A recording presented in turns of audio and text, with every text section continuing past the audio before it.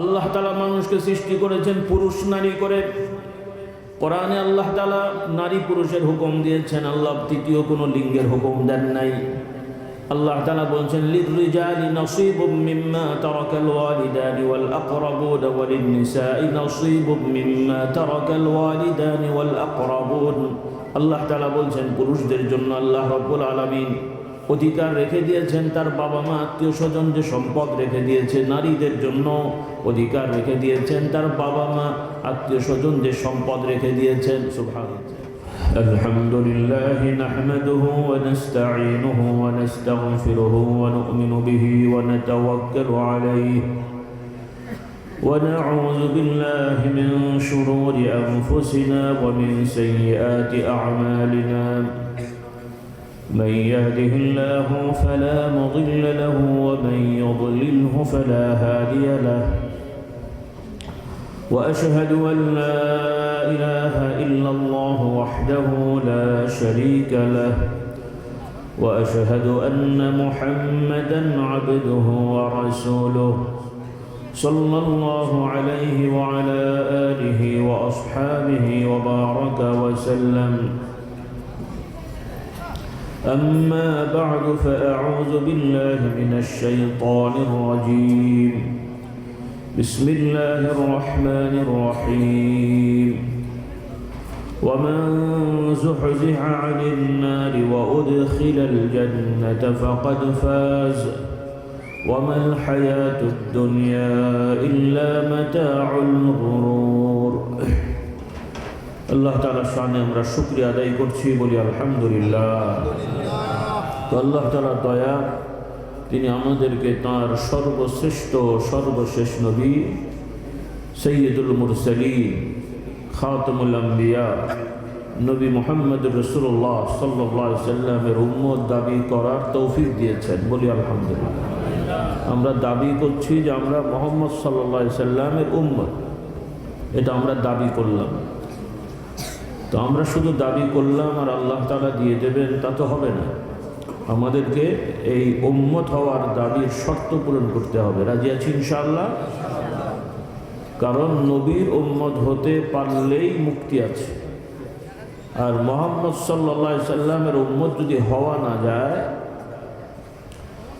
তাহলে সে সামাজিকভাবে জাগতিকভাবে যেই ধর্মই পালন করুক, যত সুন্দর আমলই করুক না কেন, তার ঠিকানা হবে চিরস্থায়ী জাহান্নাম। বলুন নাউযুবিল্লাহ। কারণ পৃথিবীতে অনেক ধর্ম প্রচলিত আছে। আমার যুবক যুবতী ভাই বোনেরা, এখানে অনেক ছাত্রছাত্রীরা আছো, মধ্যম বয়সী ভাইরাও আছেন। কারণ বর্তমান যে প্রেক্ষাপট চলছে, তাতে কোরআন হাদিসের নিরীক্ষণে বা কোরআন হাদিসের আলোকে একজন মুমিন মুসলিম হতে হলে যে ধরনের ঈমান আমল বিশ্বাস দরকার হয়, সেই বিচার যদি করা হয়, দেখা যাবে যে বহু নামাজি রোজাদার মানুষও আল্লাহর বিধান মোতাবেক কাফের হয়ে বসে আছে। বলুন নাউযুবিল্লাহ। আর কাফের মুশরিক যারা কবরে যাবে, তাদের ঠিকানা হবে চিরস্থায়ী জাহান্নাম, তথা জাহান্নাম থেকে কখনোই মুক্তি মিলবে না। পক্ষান্তরে মানুষ মাত্র ভুলভ্রান্তি হয়ে যায়, কুফরি শিরকি বাদ দিয়ে তাওহীদের ঈমান, রিসালাতের ঈমান, আল্লাহর প্রতি আল্লাহর নবীর প্রতি যথাযথ বিশ্বাস স্বীকৃতি যাদের অন্তরে দৃঢ় হবে, ভুলভ্রান্তি থাকলে শাস্তি হলেও ইনশাআল্লাহ সর্বশেষ জান্নাতে যেতে পারবে, বলি আলহামদুলিল্লাহ। এজন্য আমার ভাই বোনেরা, আমরা কলেমা শরীফ তো সবাই পড়ি, কে না পড়ে, মুসলমান যারা পরিচয় দেয়, কিন্তু কলেমা পড়েও বহু লোক শিরকি কুফরি কাজ করছে। বলুন নাউযুবিল্লাহ। নামাজ রোজা করেও অনেক কুফরি শিরকি কথা বলছে বা বিশ্বাস করছে। আজকাল বহু মানুষ তারা মনে করে সকল ধর্মই সঠিক। আপনারা শুনেছেন কিনা জানি না, বা দেখেন কিনা খেয়াল করবেন, অনেক লোকই উদারতার নামে মনে করে যে যেই ধর্মই পালন করুক সে ভালো বা স্বর্গে যাবে, জান্নাতে যাবে। বলুন নাউযুবিল্লাহ। খুব ভালো করে খেয়াল করবেন, যত ধরনের মানুষে আছে যে যেই ধর্ম পালন করুক ব্যক্তিগতভাবে, আমরা কারোর সাথে ঝগড়া করব না, বিবাদ করব না, মানবিকভাবে সবার সাথে সদাচরণ করা, যে ধর্মেরই হোক, যে গোষ্ঠীরই হোক, এটা আমাদের ইসলামের শিক্ষা, ইমানের শিক্ষা। বলি আলহামদুলিল্লাহ। কারণ আমরা সবাই জানি ধর্মকর্ম যে যাই করুক, সবাই মানুষ হিসেবে আদম সন্তান, আমরা একই গোষ্ঠী, একই বংশ। বলুন সুবহানাল্লাহ। নাকি আপনারা শুধু আদম আলাইহিস সালামের বংশধর আর অন্য ধর্মের লোকেরা বাদরের বংশধর নাকি? এরকম কেউ বলেছি আমরা বলিনি, কিন্তু অনেকে দাবি করে। অনেকেই বিশ্বাস করে না যে মানুষের শুরু মানুষ থেকে। অনেকে ধারণা করে বা কি করে সে তারাই জানে, কিন্তু বিজ্ঞানের নামে তারা প্রচার করেছিল এক সময় যে মানুষ পরিবর্তন হয়ে মানুষ হয়েছে। বলুন নাউজুবিল্লাহ। যদি মুসলমানের সন্তান, তার মধ্যে যদি দ্বিধা থাকে, মনে করে যে হুজুররা বলে আদম প্রথম মানুষ, তার থেকে বংশ বিস্তার হয়েছে, আবার কেউ গবেষকরা বলে বাদর থেকে বা অন্য কিছু থেকে রূপান্তরিত হয়েছে, হতেও পারে। এরকম যদি কারো দ্বিধাও থাকে, তাহলেও কিন্তু সে কাফের হয়ে যাবে। কি হবে বলেন? বুড়ো ভাই কয়টা বলছে, জওয়ানগুলো বলে না। বলো বাবা, কি হয়ে যাবে? কাফের হবে। কেন কাফের হবে? যে এটা হুজুরদের, আমাদের বানোয়াট কথা না, এটা আল্লাহর কথা। কার কথা? আল্লাহর কথা। আল্লাহ আমাদের শিক্ষা দিয়েছেন যে হে মানুষেরা, তোদেরকে আমি এক মানুষ আদম থেকে বানিয়েছি। সুবহানাল্লাহ। তাই এটা আমাদের বিশ্বাসের বিষয়, এটা গতানুগতিক ইতিহাস না। গতানুগতিক ইতিহাস না। ইতিহাসের অনেক জিনিস বিশ্বাস করেন আর না করেন, সেটা ইমানের সাথে কিছু নাই। মোগলরা কি ছিল? পাগল ছিল না ছাগল ছিল? কি বলে? এটার কবরে কোনো প্রশ্ন হবে না, মতভেদ থাকতেও পারে। কিন্তু সকল মানুষ যে আদম সন্তান, আদমকে আল্লাহ বানিয়েছেন নিজ মর্যাদায়।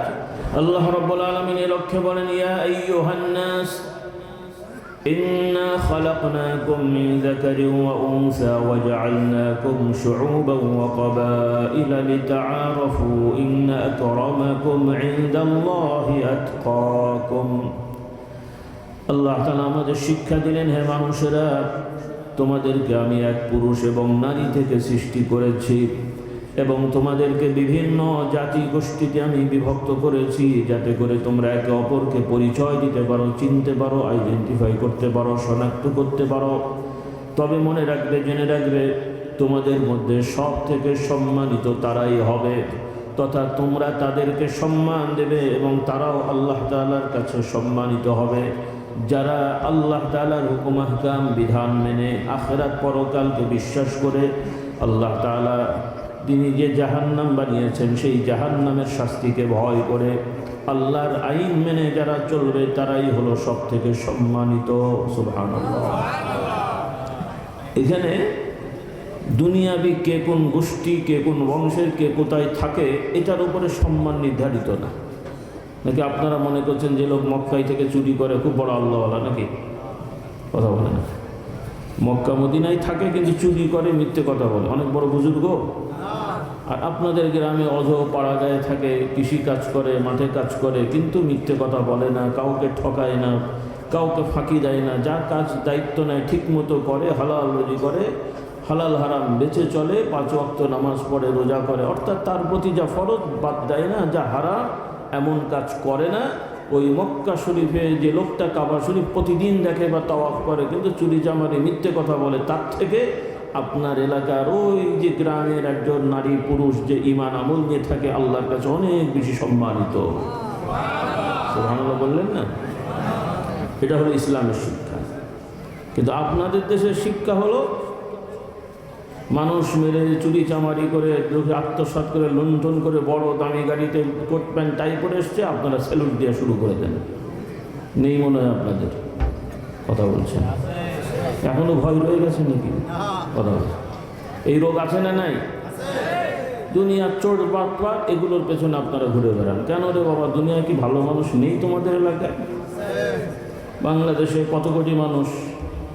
কত? হ্যাঁ না, 17 না 18 বলে, আমি গুনতে যাইনি, আমি গুনে দেখিনি অবশ্য, বলে আর কি। তো 16-17 যাই হোক, তো এই 17 কোটির মধ্যে 9-10 কোটি ভোটার বলে, মানে অ্যাডাল্ট 18-র উপরে। তো এই 9-10 কোটি বা 9 কোটি মানুষের মধ্যে কি 2-4-5 হাজার সৎ মানুষ নেই রে বাবা? তো তোমরা কেন এই সমস্ত চোর বাটপারের পেছনে ঘোরো বলো দেখি? আর এতগুলো দল আপনাদের দেশে, সবগুলো দলের প্রতিষ্ঠাতাই মুসলমানের বাচ্চা হিসেবে দেখা যায়। আবার যারা প্রতিষ্ঠা করেছিল বিভিন্ন দল, অধিকাংশই মারা গেছে। 2-1টা নবীন আছে, তারা নতুন নতুন দল করেছে, সেগুলো মুসলমানের বাচ্চা। তাহলে তোমরা মুসলমানের বাচ্চা, নিজেও মুসলমান দাবি করো, তার উপরও আইন কানুনে কেন ইসলাম লাগবে না, কেন ইসলাম পছন্দ হয় না? আল্লাহ এদের হেদায়েত দান করুন, বলুন আল্লাহুম্মা আমিন। তো আপনাদের বলতে চাই, আপনারা মুসলমানের বাচ্চা হয়ে যারা ইসলাম পছন্দ করবে না, ইসলামের উল্টো কাজ করবে, তাদের সাথে সহযোগিতা করবেন? করবেন? কথাগুলো মনে থাকবে? যুবকদের থাকবে না। ও 500 টাকা ধরিয়ে দিলে ইমান আমল সব বরবাদ হয়ে যাবে। সাধারণ আর কি দোষ দেবো? আমার মোল্লাগুলোরই ঠিক নয়, বান্ডিল ধরিয়ে দিলে হুজুর ফতোয়া করিয়ে দেয়। কী অবস্থা দেখে! খবরদার রে বাবা! কেন দুনিয়ায় আল্লাহ কুকুরকে খাওয়ায়, বিড়ালকে খাওয়ায়, তো তুমি আশরাফুল মাখলুকাত মানুষ, তুমি কি না খেয়ে মরে যাবে? এই জন্য আমার ভাইরা, সামনে পরিবর্তন হয়েছে একটা পরিবর্তন। কোন দিকে যাবে আল্লাহ পাক ভালো জানে। তাহাজ্জুদের সময়, নামাজের পরে, বিভিন্ন সময় বেশি বেশি দোয়া করবেন আল্লাহর কাছে, যেন আল্লাহ ভবিষ্যতে আর কোনো জালেমের পাল্লায় পড়তে না হয়। বলি ইনশাআল্লাহ। শুধু ওয়াজ মাহফিলে ঠিক ঠিক বললে তো হবে না, একটু নির্জনে নিজের মতন করে আল্লাহর কাছে চাওয়া লাগবে। শুধু রাজপথে যে চেঁচাবেন, ওটা তো হয় না, ওইটা আমাদের পদ্ধতি না। চলছে কারণে অকারণে রাস্তায় যে মানুষ গাড়ি ঘোড়া আটকে দিয়ে লাফালাফি চিল্লাচিল্লি করলেন, এটা অন্যদের সিস্টেম, এটা মুসলমানি সিস্টেম না, এটা মুসলমানের সিস্টেম না। তো মুসলমানের সিস্টেমটা শিখে নেন, দরকার আছে না নাই? না পছন্দ হচ্ছে না কথা? আচ্ছা, হোক না হোক, যেটা হক বলে যাই, আমাদের দায়িত্বটা পালন হোক অন্তত। আমার যুবকরা অনেকে ইসলামের কথা বলেও ইসলাম বিরোধী কাজ করে ফেলেন। আল্লাহ তাদেরকে হেদায়েত দান করুন।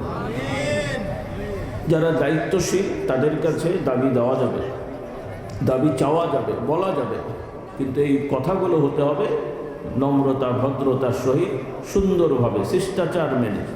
বিশৃঙ্খলা করে, গালাগালি করে, অন্যদেরকে কষ্ট দিয়ে, কোনো কর্মসূচি দিয়ে কোনো কাজ করা, এটা মুসলমানের জন্য শোভা পায় না। কিন্তু আজকাল তো তাই হচ্ছে। এগুলো খুব খারাপ জিনিস, যুবকরাও শিখে নেন। আপনারা বিভিন্ন দল করেন, আপনারা জানেন আমরা আপনাদের মতন কোনো দল করি না, করার দরকারও নেই। আপনাদেরও দরকার নেই, কিন্তু মনে করেন করতে হয় আর কি। আল্লাহ এদের হেদায়েত দান করুন। এগুলো মুসলমানি কাজ না, এগুলো অন্যদের শিক্ষা। যারা মুসলমান না তারা কি করে না করে ওই সমালোচনা করে তো আমাদের লাভ নেই। কারণ যার ইমানই নেই, তো তার অন্য বিষয়ে আলোচনা করে লাভ আছে বাবা? একজন লোক রাস্তায় মারা গেছে, অ্যাক্সিডেন্টে মারা গেছে, মাথা টাথা ফেটে গেছে, মরে গেছে অলরেডি। এখন আরেকজন এসে দেখছে, ভালো করে দেখে যেন বলছে যে মুখটা মরে গেলেও চোখটা ঠিক আছে। কি বুঝলেন? কথা বোঝেননি। মাথা ফেটে মরে গেছে, কিন্তু চোখে কোনো সমস্যা হয়নি, মানে চোখ ঠিক আছে। বলছে চোখটা ঠিক আছে, মানে এই চোখ ঠিক লেগে কী হবে বাবা? তো মরেই গেছে, তো চোখ আছে না নাই এই প্রশংসা করে লাভ আছে নাকি? তো অমুসলিমদের ইমান আকিদাই নাই। এরপরে তাদের দেশের বিভিন্ন সমস্যা আগে থেকেই আছে। যেহেতু ইমান আকিদা ছিল না, তাদের সমস্যা তো থাকবে, এটাই স্বাভাবিক। কারণ তারা মানুষকে মানুষ মনে করে না। ওই তো গবেষণা করে মানুষ বানিয়ে দিল, বাঁদর থেকে হয়েছে। এরপরে আবার আরেক দল গবেষক, তারা বলতো বা তাদের ধারণায় পুরুষরাই একমাত্র মানুষ, নারীরা মানুষের কাছাকাছি ভিন্ন রকমের পশু। বলেন নাউজুবিল্লাহ। আমি বানিয়ে বলছি না, এটাও এক ধরনের দর্শন। আসলে যাদের ঈমান আকীদা থাকে না, তাদের সব কিছু এলোমেলো হয়ে যায়। এই জন্য দেখেন এখন আবার নতুন নতুন রেওয়াজ চালু হয়েছে যে আসলে পুরুষ নারী বলে কিছু না, সবাই মানুষ। যে মানুষটা নিজেকে মনে করবে পুরুষ, সে পুরুষ। যে মানুষটা নিজেকে মনে করবে সে নারী, নারী। এবার শরীরে যা আছে তাই থাকুক। বলেন নাউজুবিল্লাহ। আর বাকি বলতে হবে নাকি? পীর সাহেব মানুষ সব কথাকে বলা যায় নাকি? বলুন নাউজুবিল্লাহ।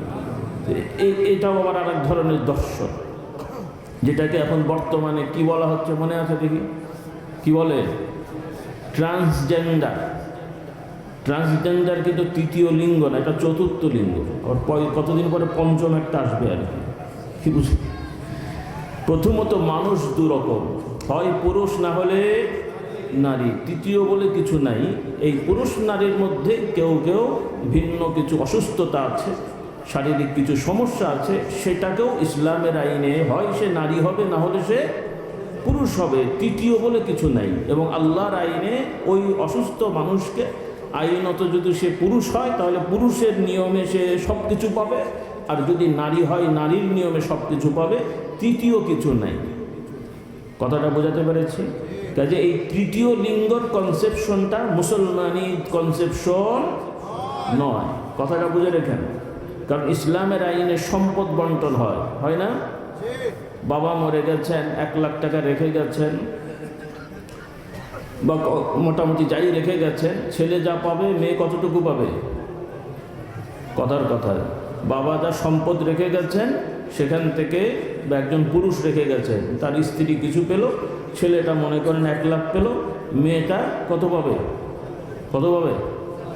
50,000। তার ছেলে যদি 1 লাখ পায়, মেয়ে যদি 50,000 পায়, আল্লাহ না করুক তার যদি আরেকটা সন্তান থাকে, সেটা হলো গতানুগতিক ভাষায় তৃতীয় বলা হলো, তো সে কি পাবে? কত?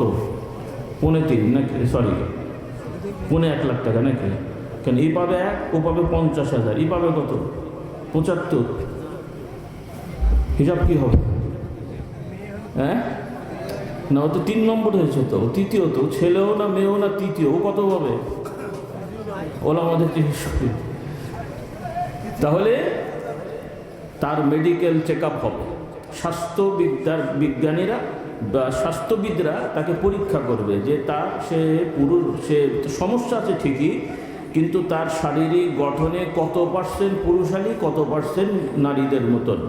যদি পার্সেন্টেজ পুরুষদের মতন বেশি হয় তাকে ফেলা হবে পুরুষদের মধ্যে, আর যদি নারীর পার্সেন্ট বেশি হয় ফেলা হবে নারীর মধ্যে। কাজেই মুসলমান সমাজে তৃতীয় লিঙ্গ বলে কিছু থাকার প্রয়োজন নাই। কথা বুঝে আসছে মাথায়? কারণ অন্যরা বলবে তাহলে এদের কি হবে? এদের কিছুই হবে না, এরা তো আমাদেরই সন্তান, আমাদেরই ভাই বোন। কাজেই এদেরকে নিয়ে সমস্যাটা হচ্ছে অমুসলমানদের মধ্যে, কারণ তারা এদেরকে মেনে নিতে পারেনি, ঈমান নেই, তাওয়াক্কুল নেই, আখিরাতের উপর বিশ্বাস নেই, যার কারণে এই প্রতিবন্ধী বা এই ধরনের সমস্যা হলে এই ছেলে মেয়েদেরকে আলাদা একটা গোষ্ঠী করে দেয়। এই যে সমাজে আমাদের দেশে আছে, বা ভারত বাংলাদেশে বা এই অঞ্চলে, যে এটা কিন্তু আরব দেশগুলোতে নাই, কারণ যেহেতু ওখানে ইসলামী রাষ্ট্র ছিল, খেলাফতের রাষ্ট্র ছিল, যার কারণে সামাজিকভাবে এই যাদের অসুস্থতা আছে এরাও পুরুষ বা নারী হিসেবেই সমাজে প্রতিষ্ঠিত হয়ে গেছে। বলুন সুবহানাল্লাহ। তো আমি বলতে চাই, যারা বিভিন্ন দলটল করেন, নেতারা আছেন এবং প্রশাসনিক দায়িত্বে আছেন এবং বিভিন্ন গোয়েন্দা বিভাগরা আছেন, আপনারা মুসলমানের সন্তান, আপনি আপনার জন্মের সময় আজান দেওয়া হয়েছে, ইকামত দেওয়া হয়েছে, আপনি নিজেও মুসলমান, নামাজ পড়েন, রোজা করেন, ত্রুটি থাকলেও স্বীকার করেন নামাজ রোজা, আল্লাহর আইন কোরআন মানেন, তো আপনারা মুসলমান হিসেবে সামাজিকভাবে এই আইনগুলো মানা আপনাদের ঈমানি দায়িত্ব। এই আইনকে যদি পাশ কাটিয়ে আল্লাহর আইন বাদ দিয়ে কাফের মুশরিকের আইন যদি ভালো মনে করেন, তাহলে কিন্তু ঈমান নষ্ট হয়ে যাবে, নামাজ পড়েও কাফেরদের দলভুক্ত হতে হবে। বলুন নাউজুবিল্লাহ।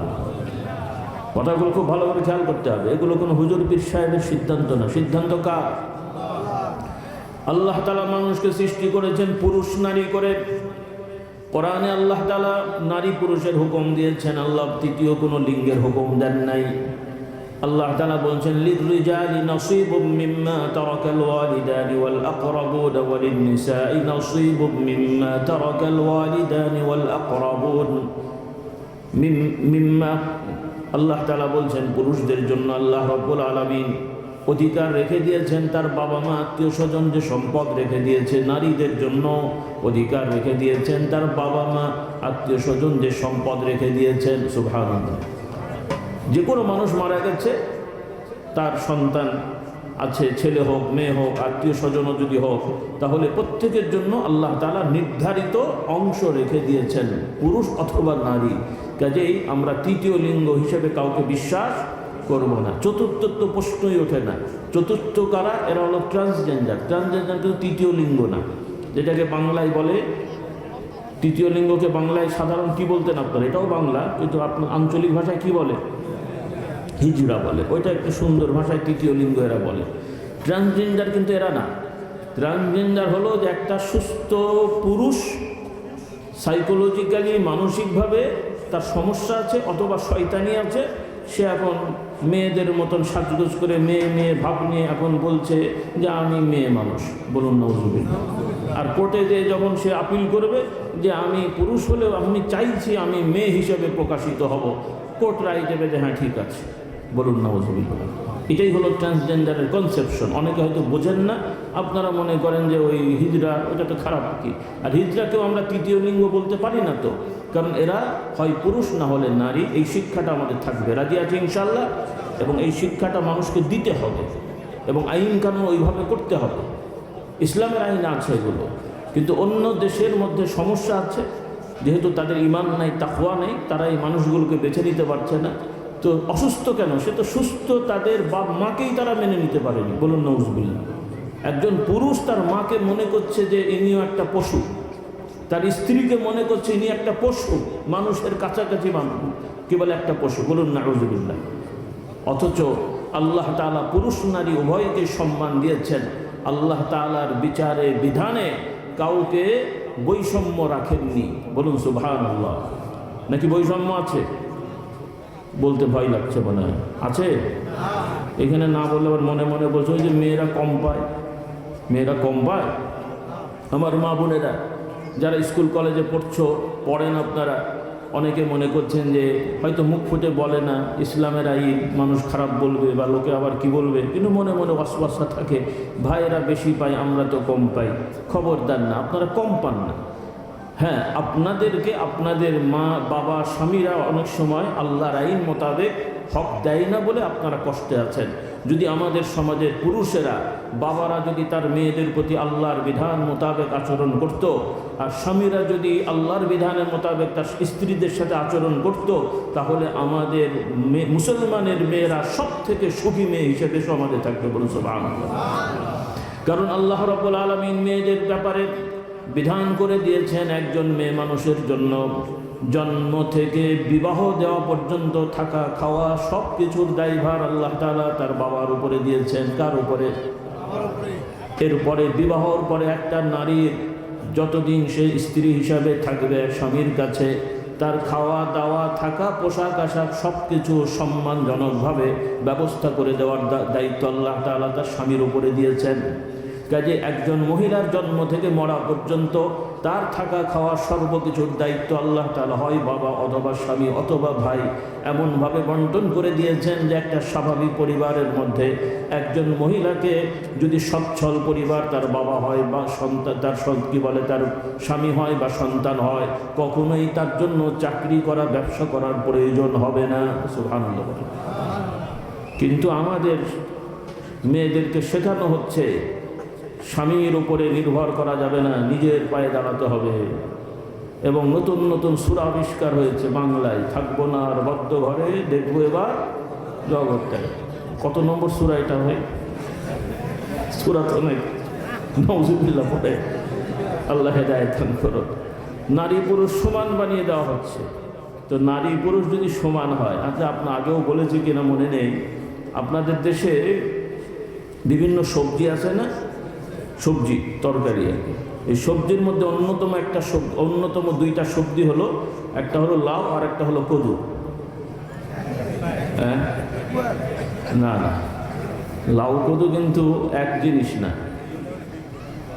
যেই লাউ সেই কদু সেটা পরে হবে, প্রথমে লাউ আলাদা কদু আলাদা। কারণ এই লাউ কদু যেটা বলছেন এটার কিন্তু ধরন দুই রকম আছে। কয় রকম আছে? একটা হচ্ছে লম্বা পাড়া আর একটা গোল পাড়া। কি ভুল বললাম নাকি? তিন রকম আছে। আচ্ছা, একটা গোল তো ঠিকই আছে, কিন্তু একটা হলো লম্বাটে আর একটা হচ্ছে ফুটবলের মতন অথবা আমার মাথার মতন, কি বলে, যাই হোক। তো এখন আপনারা বলেন লাউ কদু এক, তবে এই কিছু কিছু অঞ্চলে ঝিনাইদা টেনাইদা এই সমস্ত এলাকায় আমি জিজ্ঞেস করলাম, বলে যে না আলাদা। কোনটা কোনটা ঠিক আমার মনে নেই, মানে লাউটার লম্বাটার নাম আলাদা, গোলটার নাম আলাদা। অর্থাৎ কোথাও হয়তো ধরলেন এরা বলছে লম্বাটা লাউ, গোলটা কদু, আবার কোথাও বলবে যে লম্বাটা কদু, গোলটা, ওইটা নিয়ে আমার মতভেদ আছে। যাই হোক, তো যাই হোক, লম্বা হোক আর গোল হোক, যখন কাটবেন, কাটার পরে টুকরো করে যদি দুইটা একসাথে করেন, এবার কোনটা লম্বা ছিল গোল ছিল বোঝানো যাবে? তাহলে ঘুরে ফিরে যেই লাউ সেই কদুই হয়েছে। ঠিক আছে, তো এখন লাউ কদু সমান হয়ে গেছে। এখন সেইভাবে যদি আপনারা মনে করেন নারী পুরুষ সমান, তার মানে মাঝে মাঝে বাপকেও মা বলা যায়, মাকেও বাপ বলা যায়। কি সমান যেহেতু হয়, বলবেন তো নাকি? তাহলে যারা এরকম বলে, যারা ওইরকম বলবে যে নারী পুরুষ সমান, তাহলে ওনাকে মাঝে মাঝে বুবুজান বলবেন, পুরুষটাকে বুবুজান বলবেন, আর নারীটাকে ভাইজান বলবেন। কি তাই বলা যায়? পুরুষ পুরুষ, নারী, বলেন আমার সাথে, পুরুষ নারী।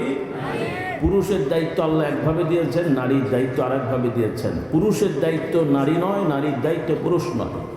পুরুষের দায়িত্ব কি? সমাজ পরিচালনা, রাষ্ট্র পরিচালনা, বিচার সালিশ করা, নিরাপত্তা বিধান করা। পুরুষ স্বামী হবে, পরিবার পরিচালনা। আল্লাহ তাআলা কোনো নারীকে তার স্বামীকে খাওয়ানোর দায়িত্ব দিয়ে দেননি। কোনো নারী যত বড় লোক হোক, আল্লাহ তাআলা আইন দেননি যে বড় লোক যদি স্ত্রী হয়, স্বামী যদি গরিব হয়, ওই স্ত্রীর উপরে স্বামীকে খাওয়ানো ফরজ। এমন মসলা শুনেছেন? তবে আপনাদের দেশে আছে।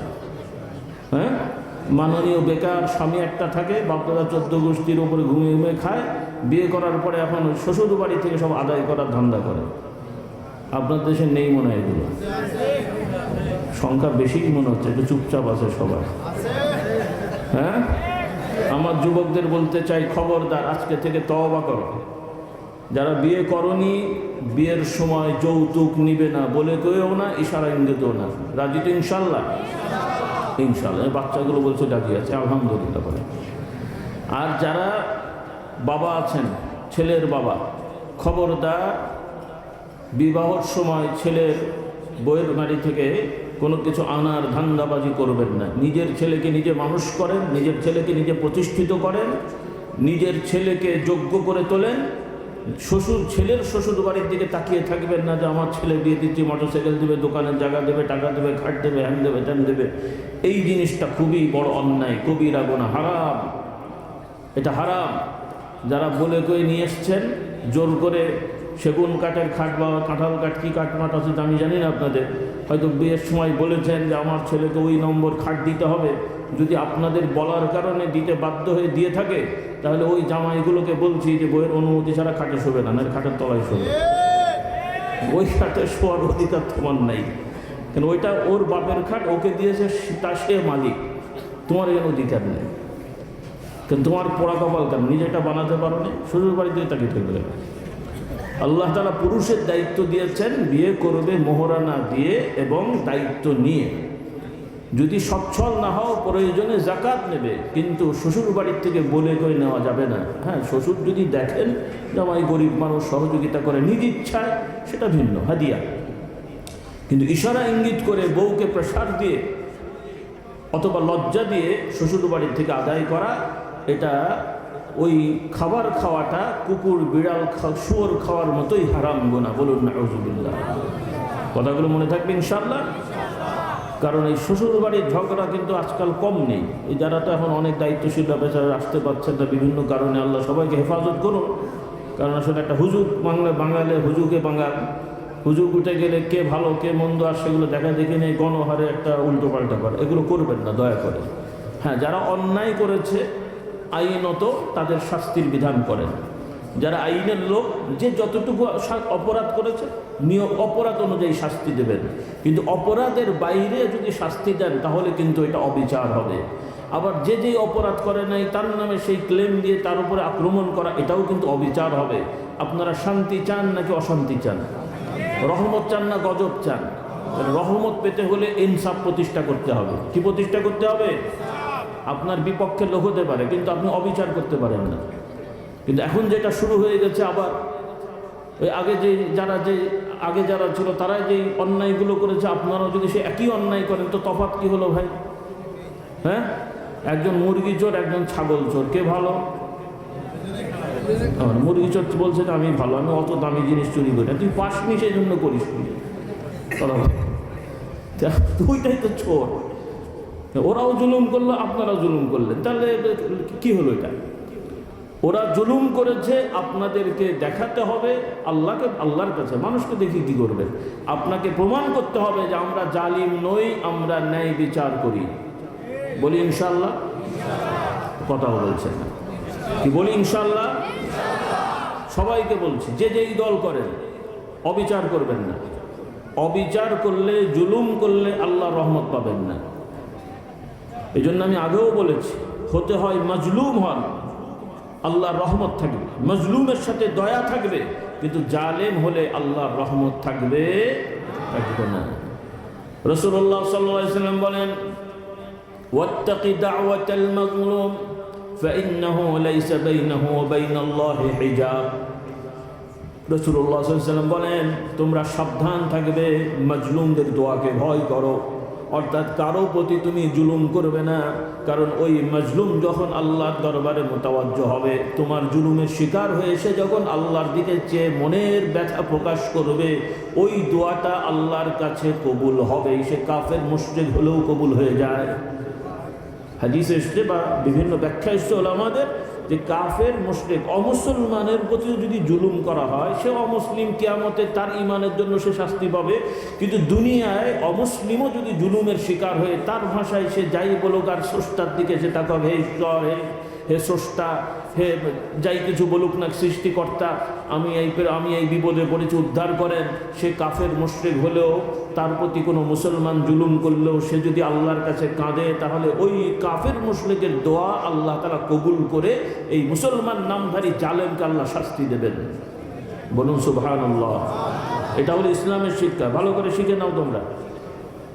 নামাজ পড়বে না, রোজা করবে না, অমুসলিমদের পেছনে লেগে বসে থাকবে, ওরা কাফের, জাহান্নামী, হ্যান্ডা। তুই কি রে বাবা? তুই কি? শুধু মুসলমানের বাচ্চা হয়েছে আর অপারেশন করে দিয়েছে, মনে করছে ফেরেশতারা ঘাড়ে করে জান্নাতে নিয়ে চলে যাবে। তাই হয়? অমুসলিম সেও মানুষ, তার ভুল আছে, অন্যায় আছে, সে আল্লাহ বিচার করবে। কিন্তু তোমার প্রতি যদি সে অবিচার করে না থাকে, তাহলে তোমার তার প্রতি কোনো রকমের অ্যাকশনে যাওয়ার অধিকার নেই। এই কথাগুলো মনে রাখতে হবে। রাসূলুল্লাহ সাল্লাল্লাহু আলাইহি ওয়াসাল্লাম কত সুন্দর শিক্ষা আমাদেরকে দিয়েছেন। আল্লাহর নবী মদিনা রাষ্ট্রের সর্বোচ্চ ক্ষমতাশীল, একদিকে নবী সামাজিকভাবেও সর্বোচ্চ ক্ষমতার অধিকারী। বলুন সুবহানাল্লাহ। সামাজিকভাবে তো সেই রাসূল সাল্লাল্লাহু আলাইহি ওয়াসাল্লামের কাছে একজন, মদিনা শরীফে আপনারা জানেন, আল্লাহর নবী সাল্লাল্লাহু আলাইহি ওয়াসাল্লাম যখন মদিনা অবস্থান করেছেন, পরিচালনা করেছেন, মদিনা শরীফে কিছু ইহুদি গোষ্ঠী ছিল, শুনেছেন না? কিছু ইহুদি বংশধর ছিল। ইহুদিরা রাসূলুল্লাহর সাথে চুক্তি হয়েছিল, অর্থাৎ তারা আল্লাহর নবীকে নবী হিসেবে মেনে না নিলেও সামাজিকভাবে দায়িত্বশীল হিসেবে মেনে নিয়েছেন, এবং নবীর সাথে চুক্তি হয়েছে। সেই চুক্তি বিস্তারিত আছে, আমি সংক্ষেপে বলছি। অর্থাৎ তারা সামাজিক নিয়মকানুন মেনে আল্লাহর নবীর সাথে থাকবে, এই চুক্তি তারা করেছে। স্বাভাবিক আছে। তো ইহুদিদের একটা বাচ্চা, অল্প বয়স, সে রাসূলুল্লাহ সাল্লাল্লাহু আলাইহি ওয়াসাল্লামের কাছে প্রায় আসতো। আর রাসূলুল্লাহ সাল্লাল্লাহু আলাইহি ওয়াসাল্লাম ছোটো বাচ্চা, তিনি পছন্দ করতেন, যারাই আসে তিনি ভালোবাসতেন, সুন্দরভাবে ব্যবহার করতেন। আর ওই ইহুদি গরিব মানুষ, তো ওই বাচ্চা আসলে খাওয়া দাওয়া দিতেন, আর ওই বাচ্চা সারাদিন থাকতো, রাসূলুল্লাহ সেবা টেবা করতো, পানি টানি আগে দিত, জুতো ঠিক করে দিত, বিনিময়ে কিছু খাবার দাবার পেত। তো ইহুদির বাচ্চা হলেও নবীর কাছে আসতো। তো কিছুদিন থাকার পরে হঠাৎ একদিন আসা যাওয়া আছে, কিন্তু কয়েকদিন নাই। রাসূলুল্লাহ জিজ্ঞেস করছেন, ওই ছেলেটা কোথায়, আসে না কেন? পরে খবর আসলো যে সে অসুস্থ, এই জন্য বাড়িতে আছে, আসতে পারছে না। রাসূলুল্লাহ সাল্লাল্লাহু আলাইহি ওয়াসাল্লাম ওই বাচ্চাটা, অসুস্থ ইহুদির বাচ্চা, আল্লাহ নবী সাল্লাল্লাহু আলাইহি ওয়াসাল্লাম সে দেখতে চলে গেলেন তার বাড়িতে। বলুন সুবহানাল্লাহ। বড় কোনো লোক না, তার সাথে কোনো এগ্রিমেন্টও নেই, ছোট বাচ্চা। রাসূলুল্লাহ সাল্লাল্লাহু আলাইহি ওয়াসাল্লাম গেলেন, বাচ্চা বলতে একদম বাচ্চা না, একটু বুঝদার। আল্লাহ নবী তার বাড়িতে গেলেন, যে ওই ইহুদির সন্তান তার পাশে দাঁড়িয়ে তার মাথায় হাতটা বুলিয়ে দিয়ে তাকে আদর করে তার দিকে ভালো মন্দ জিজ্ঞেস করলেন। এবং আল্লাহ রাসূল সাল্লাল্লাহু আলাইহি ওয়াসাল্লাম বুঝতে পারলেন যে তার এমনই অসুস্থতা, তার আর বেঁচে থাকার সম্ভাবনা খুব একটা নাই, মারা যাবেন। সেজন্য রাসূলুল্লাহ সাল্লাল্লাহু আলাইহি ওয়াসাল্লাম তিনি নবী, তিনি সবার কল্যাণ চান, কারো ক্ষতি হোক তিনি চান না। কারণ আল্লাহর নবী এই ছেলেটাকে ভালোবাসেন, যে ছেলেটা তার কাছে আসে তাকে মায়া করে। এখন আল্লাহর নবী বুঝতে পারছেন ছেলেটা মারা যাবে, আর যদি এই অবস্থায় মারা যায় তাহলে সে জাহান্নামী হবে, ঈমান হারা হয়ে মারা যাবে। এই জন্য রাসূলুল্লাহ সাল্লাল্লাহু আলাইহি ওয়াসাল্লাম ওই বাচ্চার কাছে দাওয়াত দিলেন, যে বললেন তুমি খুবই অসুস্থ, তবে তুমি তো জানো আমাকে তো ভালোবাসো, তাহলে আমার প্রতি তুমি নবী হিসেবে ঈমান আনো, আল্লাহর প্রতি ঈমান এনে আমার প্রতি ঈমান আনো, পড়ো লা ইলাহা ইল্লাল্লাহু মুহাম্মাদুর রাসূলুল্লাহ, এটা পড়ে নাও। রাসূলুল্লাহ সাল্লাল্লাহু আলাইহি ওয়াসাল্লাম যখন বললেন, ওই বাচ্চাটা ওখানে আছে, তার বাবাও পাশে আছে, কিন্তু সে ভয় পাচ্ছে যে নবীর প্রতি ঈমান আনলে আবার বাবা কিছু বলে কিনা, অর্থাৎ সে মানসিকভাবে প্রস্তুতি হলেও কিন্তু সমাজ বাস্তবতার কারণে সে বলতে সাহস পাচ্ছে না।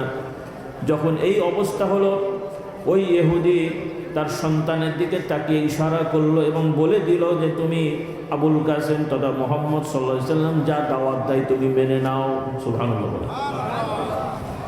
অর্থাৎ ওই ইহুদিও জানে যে ইনি নবী, কিন্তু সামাজিক কারণে স্বীকার করেন, ঈমান আনেনি।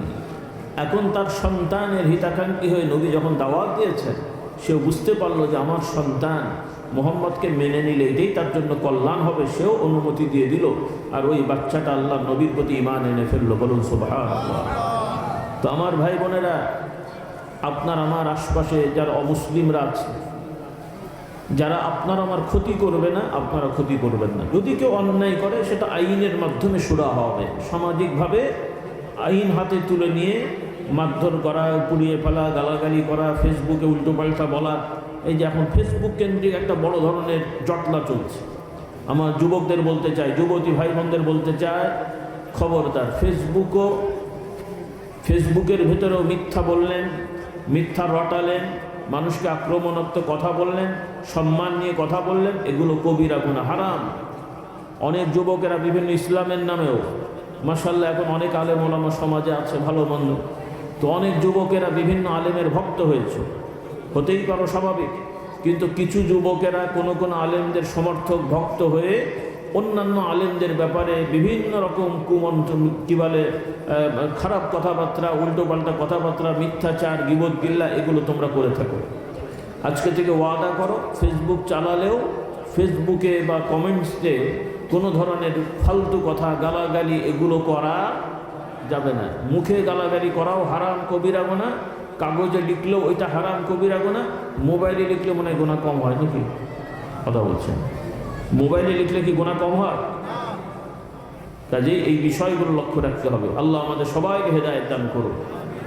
তো আমি ভাই বোনদের বলতে চাচ্ছিলাম, মা বোনেরা মন খারাপ করবেন না। আল্লাহ তাআলা পুরুষ নারী সবাইকে সম্মান দিয়েছেন। হ্যাঁ, আপনারা আপনাদের মতন করে থাকবেন।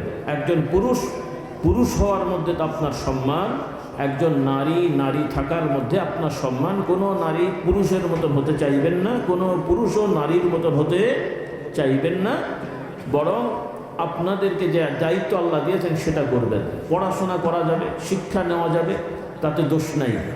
কিন্তু মহিলারা পুরুষের মতন সব চাকরি করবেন, এটা হয় না। এটা মুসলমান অন্তত করবেন না। আপনারা মুমিন মুসলমান মহিলা, আপনারা পুরুষের মতন সব চাকরিতে যাবেন না।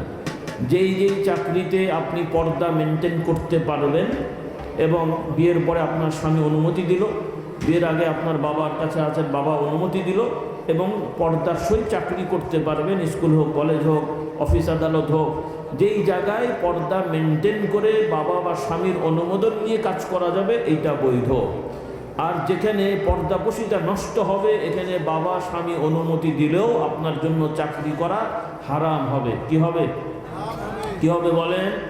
হারাম হবে, হারাম হবে। আল্লাহকে ভয় করেন, আল্লাহকে ভয় করেন। টাকা পয়সা লাগে ঠিক আছে, হালালভাবে উপার্জন করেন।